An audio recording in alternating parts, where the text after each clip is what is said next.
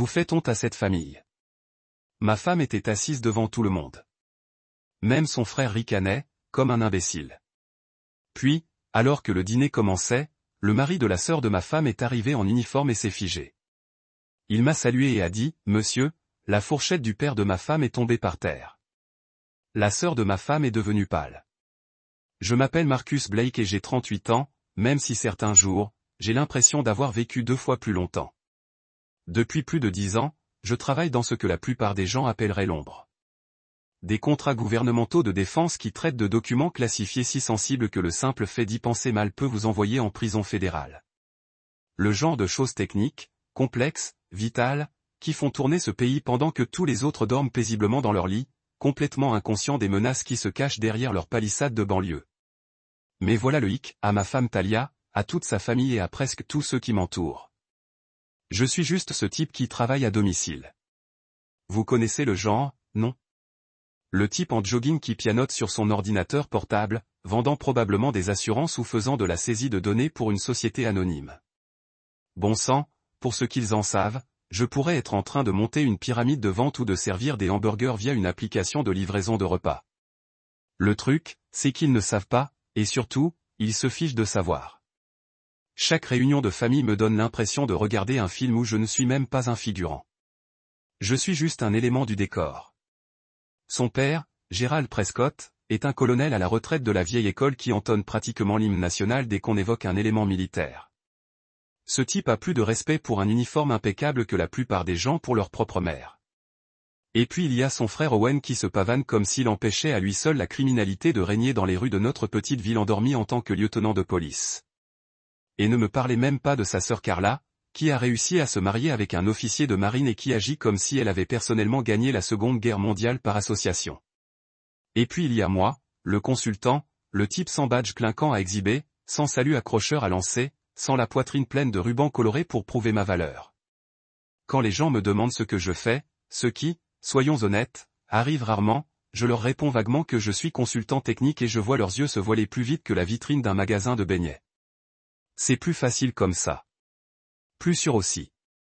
Le truc, c'est que j'ai été celui qui a discrètement maintenu cette famille à flot pendant des années sans même un merci, mec, ni même une simple reconnaissance. Quand la mère de Talia a eu besoin de faire réparer son toit après cette terrible tempête du printemps dernier, celle qui a transformé la moitié du quartier en zone de guerre, devinez qui a discrètement filé $2000 supplémentaires à l'entrepreneur pour la faire passer en tête de file?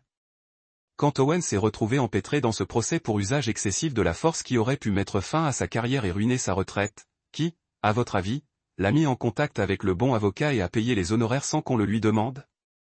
Je n'ai jamais demandé une parade ni une montre en or.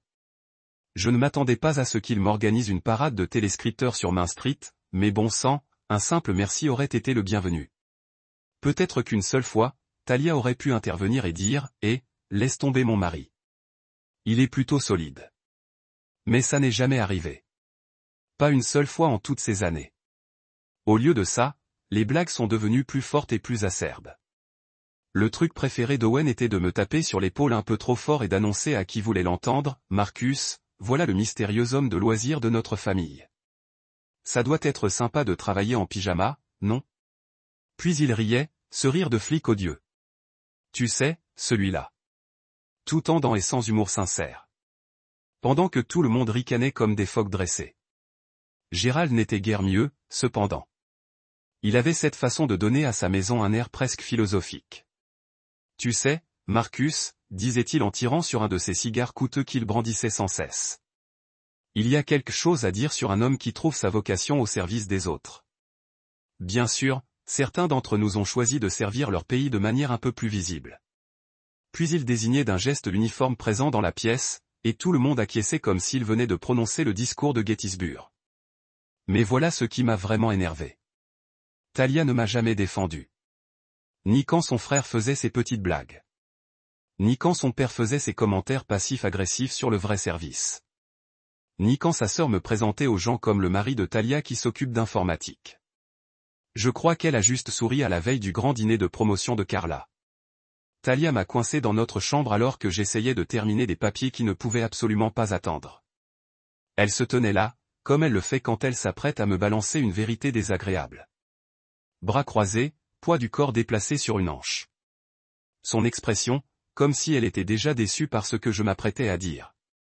Marcus, dis-moi que tu comptes porter quelque chose de convenable demain soir, dit-elle d'une voix acérée que j'entendais de plus en plus ces derniers temps. Et je dis bien convenable, pas ce kaki froissé que tu m'avais mis la dernière fois.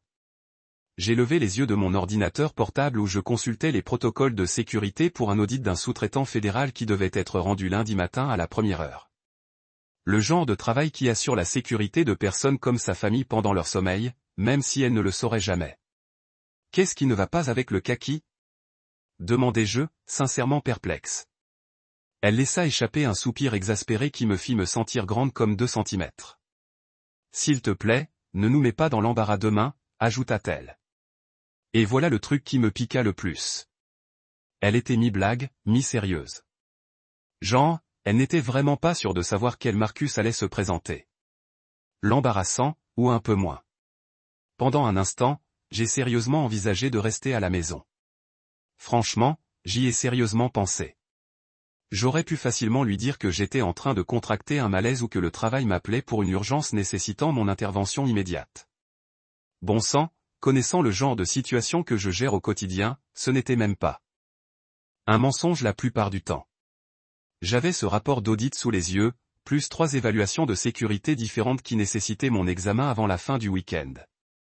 Mais quelque chose dans sa voix, ce mélange de supplication et de résignation, m'a poussé à bout. Pas avec colère, mais d'une manière qui m'a fait réaliser que je devais aller jusqu'au bout. J'avais besoin de comprendre à quel point nous étions tous tombés dans ce piège. À quel point la situation était-elle vraiment devenue critique ? Quand étais-je devenu le cas de charité familiale que tout le monde tolérait ? Alors, je lui ai dit que je serais là, vêtu d'un vêtement qu'elle approuverait, et que je ferais de mon mieux pour ne pas humilier le nom de la famille Prescott. Elle semblait soulagée, ce qui aurait dû être mon premier signal d'alarme. Nous sommes arrivés en avance, car Talia a toujours été de ces personnes qui trouvent irrespectueux d'arriver en retard, même avec un certain chic. Personnellement, j'ai toujours pensé que si on annonce à quelqu'un qu'il est à 19h, arriver à 19h15 signifiait simplement ne pas rôder désespérément dans sa cuisine pendant qu'il essaie de finir de cuisiner. Mais qu'est-ce que j'en sais ? Je suis juste un technicien informatique. J'avais dans mon sac cadeau une bouteille de vin de luxe et un porte-documents en cuir. Je pensais que Carla pourrait s'en servir dans son nouveau poste. Rien de tape à accent grave-l'œil, mais de la qualité. Le genre de cadeau qu'on offre quand on réfléchit vraiment à ce que la personne pourrait vouloir, plutôt que de simplement acheter quelque chose en solde à la dernière minute. Owen était posté près de la porte d'entrée, comme une sorte d'agent d'accueil officieux. Et à la seconde où il m'a vu arriver, ce sourire narquois familier s'est affiché sur son visage. Eh bien, regarde qui est sorti de la maison, dit-il assez fort pour que la moitié du quartier l'entende. Pas de grosse urgence professionnelle aujourd'hui, Marcus. J'ai juste souri et hoché la tête, me taisant comme toujours. Vois-tu, il y a une chose que la plupart des gens ne comprennent pas dans le genre de travail que je fais. On apprend vite que parfois, la chose la plus intelligente qu'on puisse dire, c'est ne rien dire du tout. Laissons les gens faire leurs suppositions. Qu'ils comblent les vides avec ceux qui les rassurent. À l'intérieur, la maison bourdonnait de cette énergie particulière que l'on ressent lorsque les familles de militaires se réunissent. Beaucoup de discussions sur les déploiements et les lieux d'affectation. Des histoires de guerre qui deviennent un peu plus héroïques à chaque fois. Des blagues sur les sergents instructeurs et les commandants que je ne suis évidemment pas censé comprendre. Gérald tenait sa cour près de la cheminée. Encore en assez bonne forme pour un homme approchant les 70 ans, racontant à qui voulait l'entendre une cérémonie de métal à laquelle il avait assisté le mois dernier. J'ai trouvé un endroit près du mur du fond d'où je pouvais tout voir sans être directement dans la ligne de mire de qui que ce soit.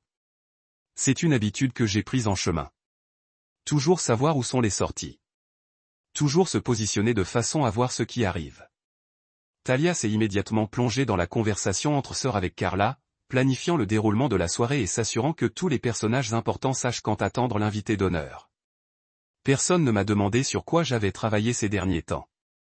Personne ne semblait curieux de savoir pourquoi j'avais travaillé si longtemps ni quel genre de projet gardait un homme rivé à son ordinateur jusqu'à 2h du matin, ce qui était probablement pour le mieux, vu que cette semaine seulement, j'avais passé en revue les protocoles de sécurité de 3 installations gouvernementales différentes et identifié des vulnérabilités potentielles et des systèmes qui protègent plus de vies américaines que tous leurs uniformes réunis. Mais il ne le savait pas et ne voulait pas le savoir. J'étais juste Marcus, le type qui s'invite sans cesse à ces événements pour des raisons que personne ne comprenait vraiment. Le mari qui ne correspond pas tout à fait à mes attentes, mais qui, d'une manière ou d'une autre, n'a pas compris qu'il fallait arrêter de venir. Tandis que je regardais Gérald faire des gestes théâtraux tout en décrivant une stratégie de bataille d'autrefois, je commençais à me demander ce que je foutais là. Ces gens avaient clairement fait comprendre au fil des ans que ma présence était au mieux tolérée, au pire à peine reconnue. Je ne faisais pas partie de leur club, je ne parlais pas leur langage de grade, de ruban et de hiérarchie militaire rigide. Mais quelque chose me maintenait planté contre le mur, sirotant une bière dont je n'avais pas particulièrement envie et écoutant des conversations dont je n'étais pas le sujet. Peut-être était-ce la curiosité. Peut-être était-ce l'entêtement. Ou peut-être, juste peut-être, j'étais enfin prêt à voir à quel point la situation avait atteint son paroxysme, car j'avais le pressentiment que ce soir serait différent. Je le sentais dans l'air. Comme on presse l'arrivée d'un orage des heures avant que les premières gouttes de pluie ne touchent le sol. Ce que j'ignorais, c'est que tout allait changer d'une manière que je n'aurais jamais pu imaginer. Mais je m'avance un peu trop vite. Tout ce que je savais à ce moment-là, c'est que j'étais l'intrus d'une autre réunion de famille, avec des cadeaux dont personne ne se souviendrait et des vêtements qui plaisaient à Talia, à contre-cœur, à l'approbation. Encore une soirée à être invisible à la vue de tous, attendant que ce soit socialement acceptable de rentrer chez soi et de se remettre au travail, qui comptait vraiment. Si quelqu'un m'avait dit que dans les prochaines heures, tout ce que je croyais savoir sur ma place dans cette famille allait être complètement bouleversé, je lui aurais probablement ri au nez. Mais c'est le propre de la vie. Les moments qui changent tout commencent généralement par ressembler exactement à tous les moments qui ne changent pas. La voix de Talia trancha le brouhaha ambiant comme un couteau dans du beurre. Aiguë et précise, mais juste assez basse pour qu'elle pense que je suis la seule à l'entendre. Tu dois arrêter de bouder là-bas comme une sorte d'adolescent antisocial. Tu fais honte à cette famille. Elle le dit avec ce ton particulier qu'elle avait perfectionné au fil des ans. Celui qui parvenait à sonner à la fois inquiet et dégoûté. Comme si mon existence même était une sorte de faute personnelle de sa part, qu'elle devait constamment gérer et pour laquelle elle devait s'excuser. À la façon dont elle prononçait ces mots, on aurait dit que j'étais planté là à me curer le nez ou à faire des commentaires déplacés sur les amuse-gueules au lieu de me contenter de vaquer tranquillement à mes occupations dans un coin. Mais voilà ce qui m'a vraiment énervé dans toute cette histoire. Elle l'a dit comme si c'était ma faute s'il riait. Comme si c'était moi qui créais toute cette dynamique où j'étais traité comme un cas de charité familiale. Comme si j'étais là à implorer leur ridicule et leur manque de respect au lieu d'essayer de cohabiter paisiblement avec ces gens sans créer de drame. Enfin, qu'étais-je censé faire différemment, au juste? Me lancer dans des conversations sur des tactiques militaires que je n'étais pas censé connaître? Me vanter de travaux classifiés dont je ne pouvais pas parler, même si je voulais faire semblant d'être impressionné par des histoires que j'avais déjà entendues 17 fois sur les derniers actes héroïques d'Owen lors d'un contrôle routier. En vérité, j'avais appris depuis longtemps que dans ce genre de situation, le plus intelligent est généralement de se taire et de laisser les autres révéler leur véritable identité. C'est incroyable ce qu'on peut apprendre sur le caractère de quelqu'un en prenant du recul et en observant comment il traite celui qu'on croit incapable de contrer. Owen a dû entendre la fin de notre petite conversation, car il a choisi ce moment précis pour s'éclipser, un sourire narquois accroché au visage. Bête, a-t-il marmonné. Juste assez fort pour que la poignée d'invités présents l'entendent clairement. Pas assez fort pour donner l'impression qu'il essayait de provoquer quelque chose, mais suffisamment fort pour que tout le monde comprenne le message. Je suis resté parfaitement immobile et j'ai pris une grande inspiration. Le genre de respiration contrôlée et mesurée qu'on apprend quand on a été entraîné à gérer de vraies menaces plutôt que de simples brimades de la part d'hommes adultes qui ont atteint leur apogée au lycée. Je n'ai absolument rien dit, ce qui l'a probablement déçu, car il cherchait clairement une réaction pour justifier une escalade. Voilà ce que les gens ne comprennent pas dans mon travail. On est confronté à des menaces réelles au quotidien. Je parle de gens qui, avec la bonne combinaison de compétences et de motivation, pourraient détruire des infrastructures, compromettre la sécurité nationale ou mettre des milliers de vies en danger. Quand on a passé sa carrière à identifier et neutraliser ce genre de danger, les tentatives d'intimidation de certains policiers de petites villes ne méritent pas qu'on y consacre de l'énergie. Mais pour être honnête, ça m'a quand même fait mal. Non pas que je respectais l'opinion d'Owen ou que je me souciais de son avis sur mes choix de carrière, mais parce que c'était censé être une affaire de famille. Ces gens étaient censés vous soutenir quand le reste du monde devenait difficile. Pas ceux qui menaient la charge pour vous démolir à la moindre occasion. Le mari de Carla, le commandant Tristan Ford, n'avait pas encore fait son entrée remarquée, et on sentait que tout le monde s'impatientait. À en juger par la façon dont on parlait de ce type, on aurait dit un mélange de George Washington et de Superman, personnellement responsable à lui seul du maintien de la démocratie. Gérald regardait sans cesse sa montre et jetait des coups d'œil vers la porte, comme s'il attendait le retour du second venu à tout moment. La nourriture était toute disposée sur la table de la salle à manger, des mets raffinés qui coûtaient probablement plus cher que ce que la plupart des gens dépensent en courses en un mois. Carla avait visiblement mis le paquet avec de la belle porcelaine, des serviettes en tissu et suffisamment d'argenterie pour opérer si l'envie vous prenait. Des programmes imprimés étaient affichés à chaque couvert, détaillant le programme des discours et des toasts de la soirée, car apparemment, nous ne pouvions pas dîner comme des êtres humains normaux. Je me suis demandé, une fois de plus, comment j'avais atterri dans cet enfer. Quand Talia et moi avons commencé à sortir ensemble, sa famille semblait plutôt normale, peut-être un peu plus axée sur les affaires militaires que ce à quoi j'étais habitué, mais rien qui ne paraisse ouvertement hostile. Gérald avait été poli, Owen tolérable, et Carla avait même semblé m'apprécier, mais quelque part, les choses avaient changé. Peut-être que c'était progressif, ou peut-être que je n'y avais tout simplement pas prêté suffisamment attention au début. Quoi qu'il en soit, j'étais devenu le souffre-douleur de la famille sans vraiment comprendre comment c'était arrivé ni ce que j'aurais pu faire différemment pour éviter cela. Talia n'arrêtait pas de me lancer des regards de l'autre côté de la pièce, du genre « essaie de t'intégrer, une fois dans ta vie ». Mais Léa, pourquoi ne peux-tu pas ressembler davantage à tout le monde ? Elle me présentait aux gens comme étant mon mari Marcus avec un ton d'excuse, comme si elle les avertissait à l'avance de ne pas trop attendre de la conversation. Voici Marcus, disait-elle à celui qui avait le malheur de se trouver à proximité lorsque nous approchions. Il travaille dans l'informatique et la technique. Puis elle changeait rapidement de sujet pour quelque chose de plus intéressant, me laissant planter là, tel un meuble qui aurait appris à marcher debout. Je me suis dit de survivre à la soirée, de terminer le dîner, d'écouter les discours qu'ils avaient prévus, et ensuite je pourrais rentrer chez moi et oublier toute cette histoire. Peut-être rattraper un peu de travail, le genre qui compte au-delà de cette bulle étouffante d'uniforme et d'ego. La porte d'entrée s'ouvrit avec cette autorité particulière que seul celui qui a l'habitude de faire une entrée remarquée peut donner. L'attention de la salle entière sembla se détourner comme de la limaille de fer attirée par un aimant. Les conversations s'interrompaient au milieu des phrases tandis que chacun se retournait pour voir qui était enfin arrivé. Même la musique d'ambiance de la sono sophistiquée de Carla semblait s'estomper, comme si la maison elle-même retenait son souffle. Le commandant Tristan Ford franchit le seuil. Et je devais admettre que ce type savait comment faire. Pour travailler dans une pièce. Il portait son uniforme de cérémonie, le spectacle complet avec tous les gadgets qui font vibrer le cœur des civils. Chaque pli était impeccable, chaque bouton poli comme un miroir, chaque ruban et chaque métal positionné avec une précision mathématique. Ses bottes claquaient sur le parquet avec cette cadence militaire si caractéristique qui dit « Je suis important et je le sais ». Sans un mot, Gérald sauta pratiquement de sa chaise, rayonnant comme un père fier de voir son enfant obtenir son diplôme de Harvard. Carla se précipita pour donner à son mari le genre de baiser de bienvenue auquel on s'attend après un déploiement de 6 mois. Même si le gars venait probablement de la base à 20 minutes de là, Owen se redressa et rentra son ventre, essayant d'avoir l'air plus impressionnant dans ses vêtements civils qu'il n'en avait le droit. Mais c'est là que les choses devinrent intéressantes. Tristan ne se prêtait pas à la routine de l'entrée en grande pompe. Il scrutait la pièce avec ce regard perçant et calculateur que les officiers militaires développent après des années passées à évaluer rapidement les situations et à identifier les problèmes potentiels. Son sourire était poli mais distrait, comme s'il cherchait quelque chose de précis sans trop savoir quoi. Puis son regard s'est posé sur moi. J'ai vu son expression changer en temps réel. J'ai vu son sourire poli et social s'estomper pour laisser place à quelque chose que je n'avais pas vu adressé à moi depuis bien plus longtemps que je ne pouvais le croire. Pas le genre de reconnaissance qu'on reçoit quand on se souvient de vous avoir rencontré à un barbecue l'été dernier, mais le genre qui a du poids.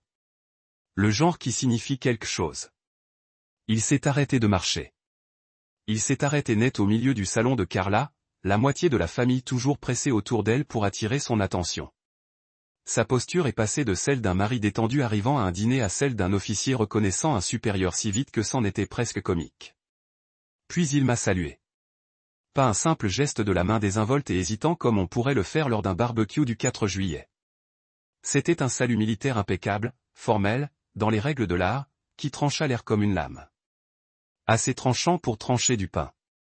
Assez formel pour que chaque personne présente dans la pièce remette soudainement en question tout ce qu'elle pensait savoir sur la dynamique sociale en jeu. « Monsieur » dit-il, et sa voix résonna à travers la pièce, claire comme un roc. Pas désinvolte, pas pour plaisanter. Pas le genre de « monsieur » qu'on utilise pour faire l'humour avec son pote. C'était du sérieux. Le genre de reconnaissance respectueuse qui vient de quelqu'un qui sait exactement à qui il s'adresse et comprend le respect que la situation exige. Chaque fourchette, chaque couteau et chaque cuillère dans la pièce s'écrasèrent sur la chine avec un fracas collectif qui résonna comme une petite avalanche. Les yeux de Gérald s'écarquillèrent si fort que j'eus vraiment peur qu'il ne s'évanouisse sur le champ. Carla devint pâle comme un drap d'hôpital, la bouche ouverte comme si elle essayait d'attraper des mouches. Owen le fixait du regard, sa bouteille de bière figée à mi-chemin entre ses lèvres, comme si quelqu'un venait de lui expliquer la physique quantique par la danse interprétative. Mais c'est la réaction de Talia qui m'a vraiment touché. Elle se figea complètement, comme si on avait mis son existence sur pause. Sa bouche était entr'ouverte, ses yeux fixés sur l'espace entre Tristan et moi, comme si elle essayait de décoder un message. Écrit dans une langue qu'elle n'avait jamais apprise. Je me suis levé lentement, sentant le poids de plus de 20 paires d'yeux suivre chacun de mes mouvements. C'était un de ces moments où l'on sent toute la trajectoire de sa vie basculer sous ses pieds, où l'on sait que quoi qu'il arrive, tout ce qui suivra changera. J'ai rendu le salut franc et professionnel, comme on me l'avait appris des années auparavant à l'entraînement, et que la plupart de ces personnes ignoraient que j'avais reçu. À l'aise, commandant, ai-je dit doucement, mais dans une pièce plongée dans un silence de mort. On aurait aussi bien pu le crier au mégaphone. L'air était électrique, comme juste avant la foudre. On pouvait presque entendre les cerveaux des gens s'agiter tandis qu'ils essayaient de comprendre ce qu'ils venaient d'observer. Ce n'était pas une plaisanterie élaborée ni une coïncidence. C'était une véritable reconnaissance entre deux personnes qui comprenaient les protocoles et les hiérarchies, dont le reste de la salle n'avait aucun contexte. Personne ne pouvait expliquer ce qui venait de se passer, mais tous savaient qu'ils avaient assisté à quelque chose d'important. La dynamique familiale, gravée dans la pierre depuis des années, avait disparu. Je venais d'être réduit en miettes, et chacun cherchait encore sa place dans ce nouveau paysage. Mais je pouvais l'expliquer, même si je n'étais pas sur le point de le faire. Tristan avait déjà vu mon nom, probablement lors d'un briefing de sécurité ou sur un document classifié quelque part en chemin. Il savait que je n'étais pas seulement le mari de Talia travaillant dans l'informatique. Il comprenait que j'étais quelqu'un dont le travail avait un réel poids. Quelqu'un dont les contributions comptaient réellement, bien au-delà des intrigues politiques des dîners de quartier. Pour la première fois depuis des années, quelqu'un dans cette salle m'a vu pour qui j'étais vraiment, plutôt que pour qui il avait décidé que je devais être. Et cette reconnaissance a tout changé. Tristan s'est frayé un chemin à travers la foule comme si on était en pleine fête sur la mer Rouge. Et laissez-moi vous dire que personne n'allait se mettre en travers de son chemin. Il s'est dirigé droit vers moi et s'est assis juste à côté de moi à table, ignorant complètement la disposition soigneusement planifiée que Carla avait probablement passé des heures à peaufiner. La chaise qu'il avait choisie était destinée à Owen, mais je ne pensais pas que quiconque aurait le courage de le faire. Je le souligne tout de suite. Le silence qui a suivi était de ce genre à vous faire siffler les oreilles. On parle d'une minute entière de rien du tout. Pas de conversation, pas de cliquetis d'argenterie, pas de musique de fond, juste le bruit de 20 personnes essayant de respirer tranquillement pendant que leur cerveau tournait à plein régime pour assimiler ce qu'ils venaient d'observer. C'était le genre de silence qui précède une explosion, quand tout le monde sait que le monde est sur le point de changer, mais personne ne sait vraiment comment. Puis les murmures ont commencé et, laissez-moi vous dire, c'était comme écouter une bande de collégiens se demander qui sortait avec qui, sauf que c'étaient des adultes soi-disant adultes qui me traitaient comme un bruit de fond depuis près d'une décennie. Pourquoi a-t-il salué Marcus ? J'ai entendu quelqu'un murmurer de l'autre côté de la table. A-t-il vraiment dit, monsieur, je viens de la cuisine ? Mais qu'est-ce qui se passe ici, à flotter depuis le salon ? Les questions fusaient dans la pièce plus vite que les rumeurs d'une réunion d'anciens élèves. Et chacune d'elles était centrée sur moi. Pour une fois dans ma vie d'adulte, j'étais la personne la plus intéressante d'une réunion de famille à Prescott. Et honnêtement, je ne savais pas trop quoi en penser. Talia avait l'air d'avoir avalé une poignée de glaçons. Son regard oscillait entre Tristan et moi, comme si elle regardait un match de tennis dont elle ne comprenait pas les règles, mais dont le score était important. Son visage était passé par 6 nuances de confusion, et elle serrait son verre de vin si fort que j'avais vraiment peur qu'elle le brise. Gérald avait complètement arrêté de manger, ce qui, pour quiconque connaissait cet homme, était l'équivalent du lever du soleil à l'ouest. Sa fourchette était suspendue à mi-chemin entre son assiette et sa bouche, chargée d'un rôti de bœuf raffiné qui devait refroidir, tandis qu'il me fixait comme si une deuxième tête venait de me pousser. Toutes les 2 ou 3 secondes, il commençait à dire quelque chose, puis, apparemment, il se ravisait et refermait la bouche. Owen avait réussi à renverser la moitié de sa bière, essayant d'avoir l'air décontracté. Et maintenant, une tache humide s'étendait sur la nappe coûteuse de Carla, que personne ne remarquait. Il n'arrêtait pas d'ouvrir et de fermer la bouche comme un poisson en manque d'air, parcourant probablement mentalement son catalogue de commentaires prétentieux, sans rien trouver pour une fois dans sa misérable vie. Carla elle-même alternait entre des regards nerveux vers son mari et des regards étranges dans ma direction, comme si elle me voyait pour la première fois et n'était pas sûre d'apprécier ce qu'elle découvrait. Elle était devenue si pâle que son maquillage commençait à paraître un peu trop osé sur sa peau. Et elle n'arrêtait pas de tripoter sa serviette comme si elle détenait les réponses à tous les mystères de la vie. Dans tout ce chaos, je suis resté calme. J'ai dîné lentement et méthodiquement, comme on m'avait appris à le faire dans les situations où garder son sang-froid faisait la différence entre la réussite et le désastre. Je n'éprouvais pas le besoin d'expliquer quoi que ce soit ni de justifier ce qui venait de se passer. Je ne devais pas à ces gens d'explications sur qui j'étais ou ce que je faisais de ma vie. La vérité avait déjà parlé plus fort que tous les mots que j'aurais pu utiliser. Après le dîner, alors que tout le monde trébuchait encore. Comme s'ils avaient été touchés par une grenade assourdissante, Tristan s'est approché discrètement de moi près de la terrasse arrière. Nous sommes sortis à l'abri des regards. Il m'a regardé droit dans les yeux avec un respect que je n'avais plus vu depuis dans ce cercle familial. Eh bien, jamais. Ils ne savent pas, n'est-ce pas, a-t-il demandé. Il y avait quelque chose de presque triste dans sa voix, comme s'il n'arrivait pas à croire que la famille d'un homme puisse être aussi ignorante de sa véritable contribution au monde. J'ai secoué la tête. Ils n'ont pas besoin de savoir. J'ai répondu, car c'était la vérité. Mon travail ne consistait pas à obtenir la reconnaissance ou l'appréciation de personnes qui ne le comprendraient pas de toute façon. Il s'agissait de résultats, d'assurer la sécurité des gens, de résoudre des problèmes dont la plupart ignoraient l'existence. Il a hoché la tête lentement, respectueusement, comme s'il comprenait parfaitement ce que je voulais dire. Il devrait, a-t-il simplement dit, et ces 2 mots avaient un poids qui m'a frappé plus fort que prévu. Voilà un type qui avait probablement vu des briefings classifiés portant mon nom. Il comprenait le genre de travail qui se fait dans l'ombre pour maintenir la lumière et tenir les méchants à distance. Il savait que, pendant que Gérald racontait des histoires de guerre d'il y a 30 ans et qu'Owen dressait des contraventions pour des plaques d'immatriculation périmées, je faisais face à des menaces qui pouvaient affecter des milliers de vies. Mais surtout, il comprenait pourquoi je n'avais pas besoin d'en faire la publicité. Les vrais professionnels n'ont pas besoin d'exhiber leur diplôme lors de dîner. Le travail parle de lui-même aux personnes qui comptent, et chacun peut penser ce qu'il veut. En rentrant, j'ai senti que la dynamique de la soirée avait définitivement changé. Ces gens qui m'avaient traité comme un inconvénient pendant des années me regardaient soudain avec quelque chose qui ressemblait à du respect, ou du moins à de la confusion mêlée d'une bonne dose de curiosité.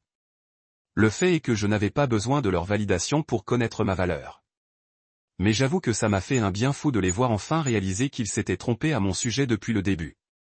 3 jours après ce que j'avais commencé à considérer comme le troupeau de salut autour de la table, Talia j'ai finalement trouvé le courage de me poser la question qui la rongeait depuis notre départ de chez Carla.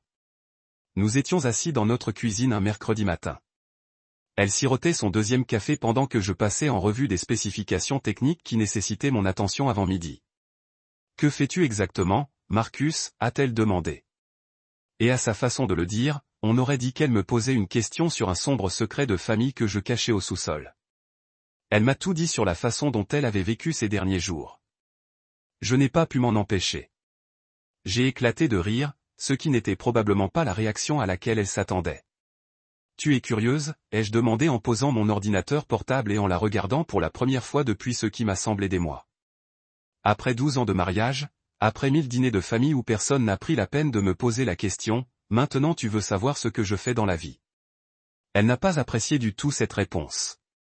Sa mâchoire s'est crispée, comme lorsqu'elle hésite entre une dispute en règle ou une simple impasse. Ce n'est pas drôle. Marcus Tristan vous a salué. Comme vous a salué. Papa n'a pas cessé d'en parler depuis notre départ. Il a appelé ses anciens copains de l'armée essayant de comprendre ce qui s'est passé dans la salle à manger de sa fille. J'ai juste haussé les épaules, en prenant une gorgée de mon propre café et en regardant son visage passer à travers environ 6 émotions différentes en 10 secondes. Tristan connaît mon travail, dis-je simplement. C'est tout ce qu'il y a. Et c'était tout ce que j'allais dire à ce sujet. Au moins à ce moment-là. Vous voyez, voici le problème des autorisations de sécurité et des travaux classifiés. Vous ne vous contentez pas de renverser vos tripes parce que votre femme a soudainement développé un intérêt pour votre carrière. Il existe des protocoles, des procédures et environ 1000 façons différentes, vous pouvez accidentellement franchir les lignes qui vous atterriront en prison fédérale plus rapidement que vous ne pouvez en dire. Mais plus que cela, j'étais vraiment curieux de voir comment tout cela allait se jouer. Pendant plus d'une décennie, ces gens avaient fait leurs hypothèses sur qui j'étais et ce que je valais en fonction absolument rien. Ils avaient créé tout ce récit dans leur tête où j'étais une sorte de perdant mort qui avait en quelque sorte trompé leur précieuse Thalia pour m'épouser, et ils se sont parfaitement satisfaits de me traiter comme des ordures en fonction de cette histoire qu'ils s'étaient racontée.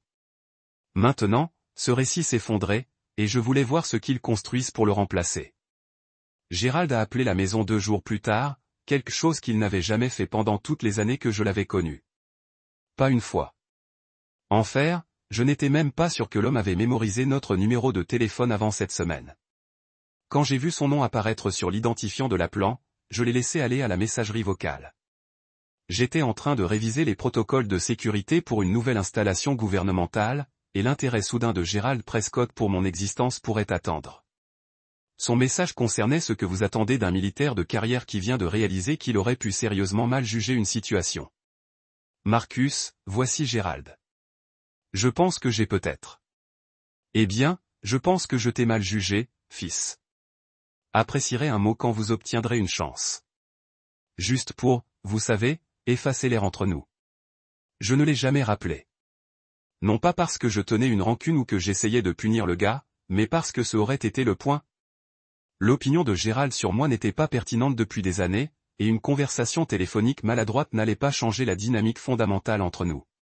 Soit il trouverait comment me traiter avec le respect humain de base à l'avenir, soit il ne le ferait pas. Son choix. Carla m'a surpris en tendant la main par SMS environ une semaine plus tard. Son approche était différente, plus directe, moins axée sur l'essai de préserver l'ego de son père. Tristan m'a parlé un peu de ce que vous faites réellement, a-t-elle écrit. Je n'en avais aucune idée. Je suis désolé pour la façon dont nous vous avons traité. Ce n'était pas bien. Celui que j'ai apprécié, non pas parce que j'avais besoin de ces excuses pour me sentir mieux dans ma peau, mais parce que cela a montré qu'elle était capable de croissance. Il faut du courage pour admettre que vous vous trompez sur quelqu'un, surtout quand quelqu'un est de la famille et que vous vous trompez depuis des années. La plupart des gens préfèrent simplement prétendre que une chose ne s'est jamais produite et j'espère que tout le monde l'oubliera éventuellement. Owen, prévisible, n'a jamais dit un putain de mot. Il a juste arrêté de faire ses petites blagues et commentaires, du moins quand j'étais là pour les entendre. Je le surprenais parfois à regarder les rassemblements de famille après cela, comme s'il essayait de résoudre un puzzle qu'il n'avait jamais remarqué auparavant. Mais reconnaissant directement qu'il avait peut-être été un cul complet qui était apparemment au-delà de ses capacités. Le gars a continué à publier son non-sens habituel des médias sociaux, des selfies de gym avec des légendes pour gagner le respect par le dévouement et le devoir avant l'ego et toute cette affiche de motivation qui sonne profondément jusqu'à ce que vous réalisiez que cela vient de quelqu'un qui a culminé au lycée et n'a jamais tout à fait compris comment être un adulte. Honnêtement, le silence d'Owen en a dit plus sur son caractère que toute excuse. Lorsqu'il a été confronté à des preuves qu'il s'était complètement trompé à propos de quelqu'un, sa réponse était juste de prétendre que cela ne s'est jamais produit et espérer que personne n'a remarqué. Le déménagement classique de quelqu'un qui n'a jamais appris à gérer se tromper sur quelque chose d'important. Mais voici ce qui m'a vraiment frappé dans toute la situation. À quelle vitesse le comportement de chacun a changé une fois qu'ils ont réalisé qu'ils auraient pu manquer quelque chose. Soudain, je n'étais plus invisible lors des rassemblements de famille. En fait, les gens m'ont posé des questions, m'ont regardé dans les yeux quand ils m'ont parlé, semblaient vraiment intéressés par mes réponses. C'était fascinant et déprimant à la fois. Les travaux ont considérablement repris dans les semaines qui ont suivi ce que j'avais commencé à considérer comme la grande révélation. C'était comme si l'univers avait décidé de me rappeler pourquoi je me suis entré dans cette ligne de travail en premier lieu avant de me permettre de s'enliser dans le drame de la famille qui avait consommé beaucoup trop de mon énergie mentale. Un nouveau client en Arizona avait besoin d'une refonte de sécurité complète pour son infrastructure de données. Le genre de projet qui exigeait quelqu'un qui pourrait penser à la fois comme un défenseur et un attaquant. Quelqu'un qui a compris que les vraies menaces n'étaient pas toujours les plus évidentes. Ensuite, il y a eu une conférence silencieuse à Washington DC dans laquelle j'avais été invité à présenter. Le genre où personne ne prend des photos et la liste des participants n'est jamais publiée nulle part publique. Ce sont les moments qui m'ont rappelé qui j'étais vraiment quand je ne jouais pas le rôle de Marie mystérieusement au chômage de Talia à Family Dîner ici dans le monde réel traitant des professionnels réels qui ont compris les enjeux impliqués dans le maintien de systèmes critiques en sécurité. Je n'étais pas invisible. Je n'étais pas un bruit de fond. J'étais le gars que les gens ont appelé quand ils avaient besoin de problèmes résolus qui pourraient affecter des milliers de vies s'ils étaient traités de manière incorrecte. Le projet de l'Arizona m'a amené à travailler avec un jeune homme pointu nommé Jonas. Fraîchement sorti des études supérieures avec un diplôme en informatique et suffisamment de curiosité naturelle pour être vraiment dangereux si elle est pointée dans la bonne direction. Kid m'a rappelé il y a environ 15 ans, alors que je pensais toujours que la partie la plus importante de tout emploi était d'obtenir le mérite d'être la personne la plus intelligente de la salle. Jonas avait cette faim que vous voyez chez les gens qui ont compris qu'ils sont bons dans quelque chose mais n'ont pas encore appris la différence entre être intelligent et sage. Il poserait des questions qui couchaient directement au cœur de protocoles de sécurité complexes, puis se frustre lorsque les réponses n'étaient pas aussi propres et définitives qu'il le voulait. Pourquoi passons-nous autant de temps sur des menaces qui pourraient ne jamais se produire? Il m'a demandé un après-midi alors que nous révisions les résultats des tests de pénétration pour le réseau d'un entrepreneur du gouvernement. Statistiquement parlant, la plupart de ces vecteurs d'attaque n'ont jamais été exploités dans la nature. J'ai levé les yeux de mon ordinateur portable et j'ai vraiment étudié son visage pendant un moment. Voici quelqu'un qui comprenait le côté technique de ce que nous avons fait, mais n'avait pas encore saisi le poids philosophique. Parce que le moment où nous cessons de préparer les menaces qui ne se sont pas encore produites, c'est le moment où ils commencent. Je lui ai dit, notre travail n'est pas de protéger contre les attaques d'hier. C'est pour penser à 3 pas d'avance sur des gens qui essaient activement de blesser les innocents. Au cours des prochains mois, j'ai fini par encadrer Jonas et quelques autres employés qui ont rejoint notre petite équipe. Résultat plutôt que la reconnaissance qui a compris que le meilleur travail de sécurité se produit dans les ombres où personne ne le remarque jusqu'à ce que quelque chose soit mal. Jonas m'a demandé quelque chose qui m'a pris au dépourvu. Une session de formation sur les attaques d'ingénierie sociale, et il emballait son équipement avec cette expression réfléchie qu'il a obtenue quand quelque chose le dérangeait vraiment. Vous sentez-vous jamais invisible? Demanda-t-il, sans établir un contact visuel. Comme si vous faites tout ce travail qui compte, mais personne en dehors de cette petite bulle ne sait ou ne se soucie de ce que vous contribuez. La question m'a frappé plus fort que ce à quoi je m'attendais, probablement parce que c'était exactement ce à quoi j'avais affaire dans ma vie personnelle depuis des années. Voici ce gamin, brillant et dévoué, qui a déjà commencé à réaliser que l'œuvre la plus importante n'est souvent pas reconnue par les personnes qui en bénéficient le plus, seulement aux personnes qui ont besoin de volume pour voir la valeur. J'ai répondu et je voulais dire chaque mot. Le travail parle de lui-même aux personnes qui comptent. Tout le monde peut penser ce qu'il veut penser. J'ai regardé quelque chose se déplacer dans son expression comme s'il déposait ce conseil pour une référence future. Cela m'a rappelé une conversation que j'avais eue avec mon propre mentor il y a des années à l'époque où je savais encore si je voulais plus que je voulais des résultats. La vérité est de constituer cette petite équipe de personnes qui comprenaient réellement ce que nous étions faire était plus épanouissant que n'importe quel dîner en famille. C'était des relations basées sur le respect mutuel et le but partagé, pas seulement la coïncidence biologique et l'obligation sociale. Lorsque Jonas ou l'un des autres est venu me voir avec un problème complexe, il voulait vraiment ma contribution parce qu'il faisait confiance à mon expertise, non pas parce qu'il se sentait désolé pour moi ou essayait d'être poli. C'était la différence entre être valorisé pour qui vous êtes réellement versus toléré pour qui les gens pensent que vous devriez être. Et une fois que vous avez vécu ce genre de respect professionnel authentique, il devient assez difficile de se passionner à l'idée de performer pour des personnes qui ont déjà décidé que vous ne valiez pas leur attention. Chaque semaine, je m'entraîne mon équipe à repérer les défauts et les systèmes avant la perte de vie. Pensez comme les attaquants afin qu'ils puissent se défendre plus efficacement.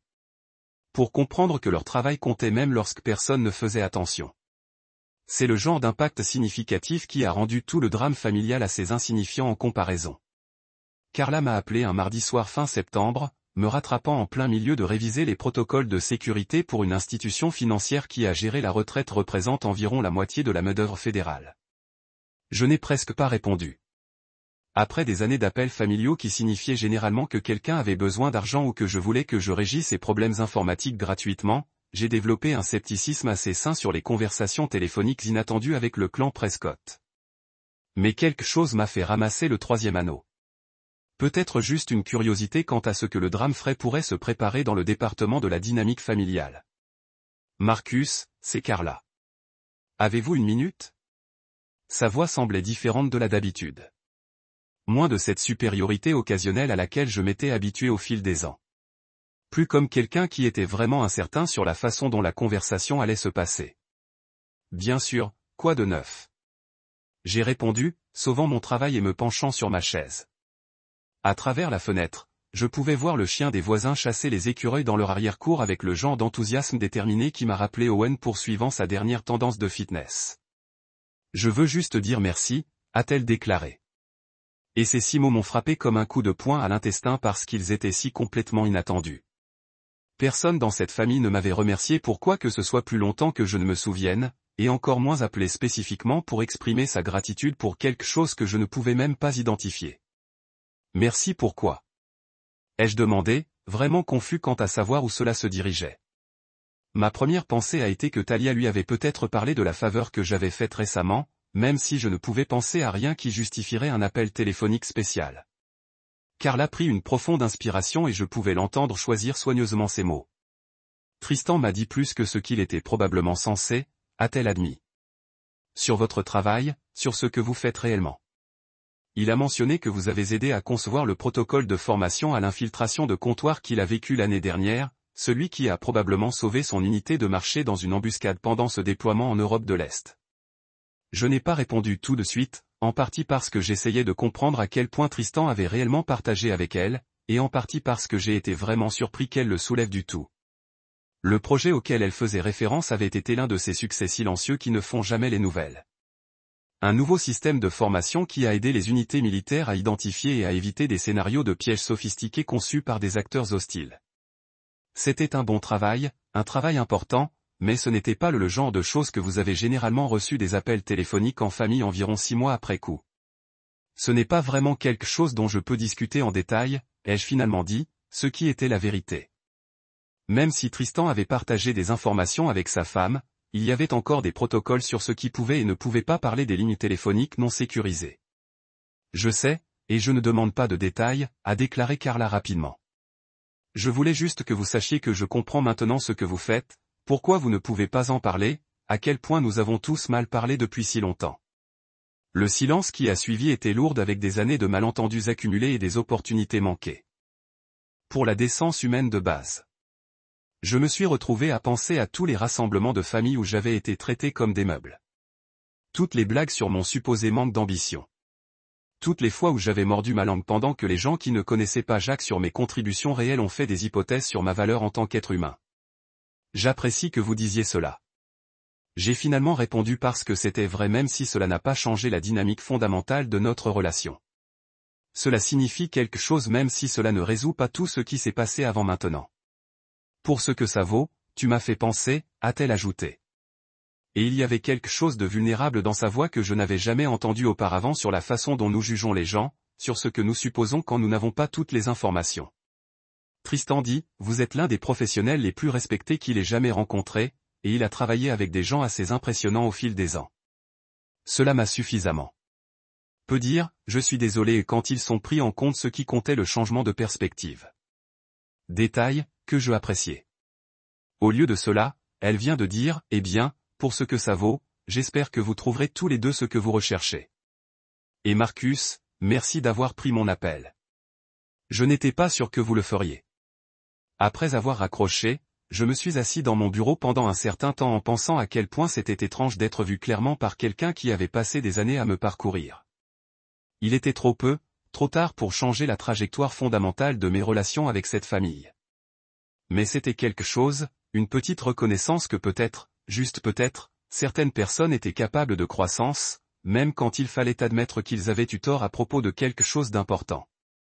Talia et moi nous sommes séparés comme 2 morceaux de débris s'éloignant les uns des autres après un naufrage. Ce n'était pas dramatique ou explosif. Pas de match hurlant, pas de plat jeté, pas de confrontation en larmes au milieu de la nuit. C'était plus comme regarder quelque chose se dissoudre lentement. La façon dont le sucre disparaît dans le café jusqu'à ce que vous ne puissiez même pas dire qu'il était jamais là en premier lieu. l'espace entre ce dont j'avais besoin d'une relation et ce qu'elle était capable de fournir Anne. Mais en quelque sorte, nous avions tous les deux réussi à prétendre que cela ne se produisait pas. Comme si nous ignorions l'incompatibilité fondamentale assez longtemps. Peut-être que cela se réparerait comme par magie par pure force de vœux pieux. Mais après tout l'incident de salut et tout ce qui a suivi, cet espace est devenu impossible à ignorer, je devais être avec quelqu'un qui m'a vu pour qui j'étais réellement, pas qui il pensait être. Quelqu'un qui a respecté mon travail, même s'il ne pouvait pas comprendre tous les détails. Quelqu'un qui me défendait lorsque d'autres personnes ont décidé de prendre des tirs au lieu de se joindre à nous ou de rester silencieux pendant que cela se produisait. Talia avait besoin de quelqu'un qui s'intègre parfaitement dans sa structure sociale familiale. Quelqu'un dont elle pouvait se vanter des réalisations lors des dîners. Quelqu'un qui avait du sens dans le petit monde étroit dans lequel elle avait grandi. Et cette personne n'était tout simplement pas moi. Peu importe à quel point nous avons essayé tous les deux de prétendre le contraire, nous nous sommes séparés par une froide matinée de février, assis à notre table de cuisine avec 2 tasses de café que aucun de nous ne buvait. La conversation était silencieuse, presque comme des affaires dans sa civilité. Pas de drame, pas d'accusation, pas de tentative d'attribution blâme pour comment nous en étions arrivés à ce point. Cela ne fonctionne plus, n'est-ce pas? Elle a dit, et il y avait un soulagement dans sa voix avec la tristesse, comme si elle attendait que l'un de nous le dise à haute voix afin que nous puissions arrêter de prétendre que tout allait bien. Non, ce n'est pas le cas. J'ai accepté. Cela ne fait pas depuis un moment maintenant. Elle ne m'a pas demandé d'expliquer pourquoi, et je ne lui ai pas demandé de justifier ses sentiments. Nous savions tous les deux quels étaient les problèmes et les parler à mort n'allait rien résoudre. Parfois, les relations suivent leur cours et la chose la plus saine que vous puissiez faire est de reconnaître ce fait au lieu d'essayer de forcer quelque chose qui est déjà cassé. Les trucs légaux étaient assez simples. Pas d'enfants, aucun actif partagé majeur au-delà de la maison. Pas de combat amer qui a obtenu quoi.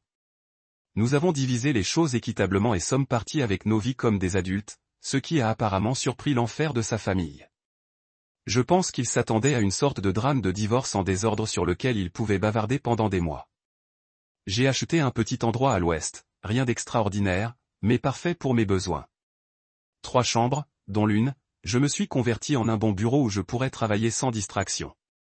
Une cuisine décente pour les nuits où j'avais envie de cuisiner au lieu de commander à emporter. Un porche avant où je pouvais m'asseoir avec mon café du matin et regarder le lever du soleil sans entendre le trafic ou les voisins se disputer sur les lignes de propriété. La mise en place de ma propre société de conseil était plus facile que ce à quoi je m'attendais.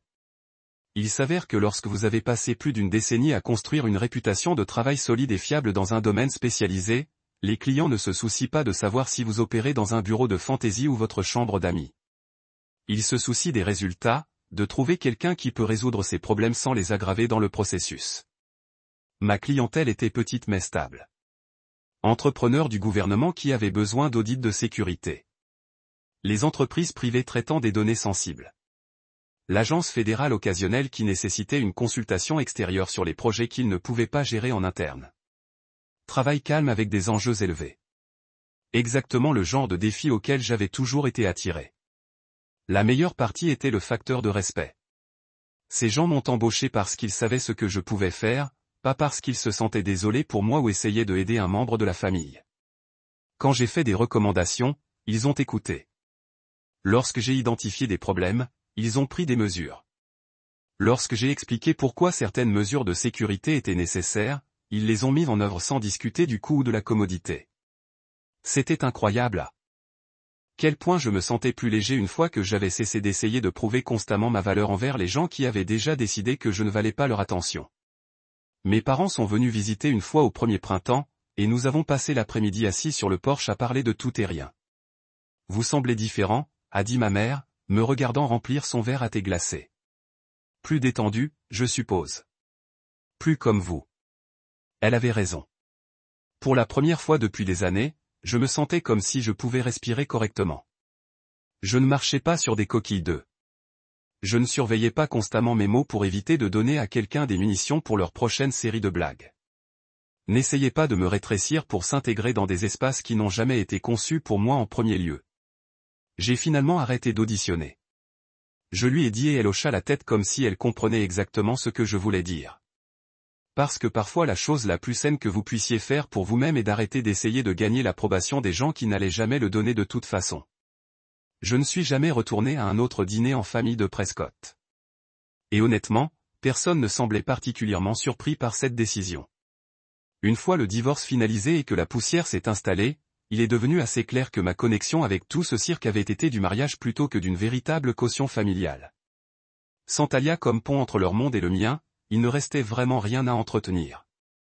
Gérald n'a jamais appelé à nouveau après que ce message vocal maladroit que j'avais ignoré. J'ai entendu à travers la vigne qu'il avait passé quelques semaines à essayer de comprendre exactement quel type de travail j'ai fait, en tendant la main aux anciens contacts militaires et en posant des questions vagues sur les entrepreneurs du gouvernement et les autorisations de sécurité. Mais quoi qu'il ait découvert, il a gardé pour lui. Peut-être qu'il a finalement compris que certaines choses sont mieux laissées seules. Ou peut-être qu'il a juste réalisé que son opinion sur moi n'avait jamais eu d'importance autant qu'il le pensait. Owen a continué à faire son truc sur les réseaux sociaux, a publié des selfies de gym avec des légendes de motivation pour gagner du respect grâce au dévouement et à la séparation des vrais guerriers des aspirants. L'ironie a été complètement perdue pour lui. Bien sûr, voici un gars qui avait passé des années manquant de respect à quelqu'un dont les contributions réelles à la sécurité nationale ont fait des arrêts de trafic et les arrestations des UI ressemblent à du théâtre communautaire. Mais la conscience de soi n'avait jamais été le costume fort d'Owen, donc je ne retenais pas exactement mon souffle en attendant qu'il en développe. Carla était cependant différente. Elle est restée en contact avec des messages textés et des courriels occasionnels, généralement autour des vacances ou lorsque quelque chose lui a rappelé notre conversation ce soir-là. Rien de lourd ou de dramatique, juste le genre de contact occasionnel que vous entretenez avec quelqu'un que vous respectez, même si vous ne les voyez pas régulièrement.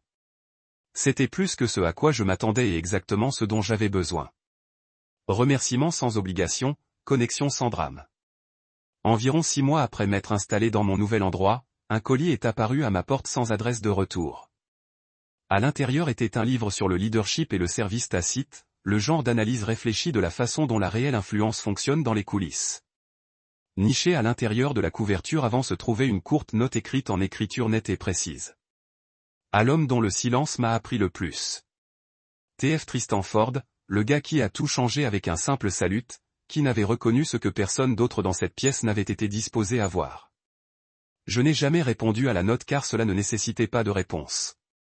C'était une déclaration de fait plutôt qu'une demande de reconnaissance. Mais le livre est assis sur la plateforme de mon bureau maintenant et chaque fois que je le vois, je me souviens que parfois la reconnaissance la plus importante vient de personnes qui comprennent le poids de la responsabilité réelle.